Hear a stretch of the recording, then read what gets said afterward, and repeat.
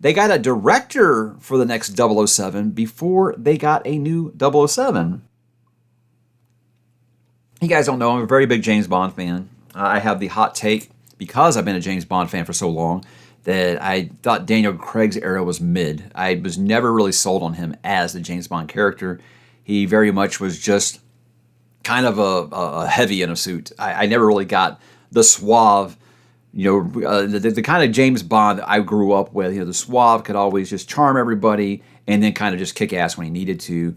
Daniel Craig was just going to punch him in the face. That was kind of thing. And I was like, yeah, you know what?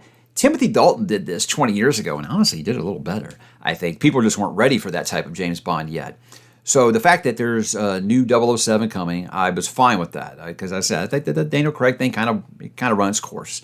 With me, I don't trust it, obviously, because Amazon now has the rights to James Bond, which is just nuts to me. And God, I think Mr. Broccoli has just got to be completely just like devastated, for all he did to keep that under his control for so long and to be so protective of it, even after the mishaps like Moonraker and things like that. I felt like he was always on top of making sure that the brand stayed relevant, the brand stayed current. And Barbara Broccoli takes over, and here we are. With this, I don't trust it, but again, you've got Denis V to do your next James Bond movie. I think that Denis V has gotten to the point in his career where he's not going to take anything for a paycheck. He's not going to take anything that he has no control over.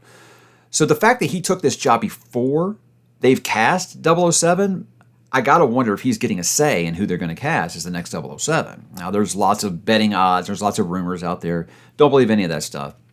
Because when Daniel Craig got the role, no one thought, people thought it was a joke. People thought it was like some kind of prank or something when he got the role. He wasn't even on the board. So I would be surprised if there is a huge, huge surprise or some dark horse we're not even looking at for the next 007. As for Denis V, do I think he can make a James Bond movie? Did you guys watch Sicario? Did you watch Prisoners? Yeah, I think he can make a really good James Bond movie. I'm just keeping up that wall of guarded optimism because I trust him as a director. I don't trust Amazon. And it's hard for me to believe he signed on without some kind of creative control here, but I don't know. It's again, just you hope for the best, expect the worst on these things. Because I haven't liked the way that James Bond's been trending for a while now. I'm going to be blunt with it, and this might upset some people. I have no interest in an emasculated James Bond.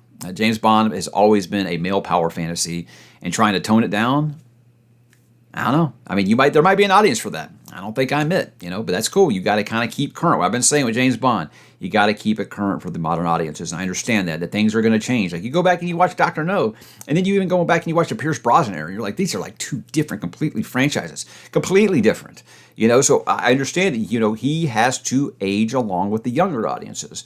But I hope they don't just completely abandon everything that James Bond has been, for 50 years. So that's my hope as a big fan of the series. But there's few directors I would trust more. I mean, maybe Nolan. I just don't know that Nolan would be interested in doing something like this. But next best thing I think you can get. I don't think you could do a Tarantino.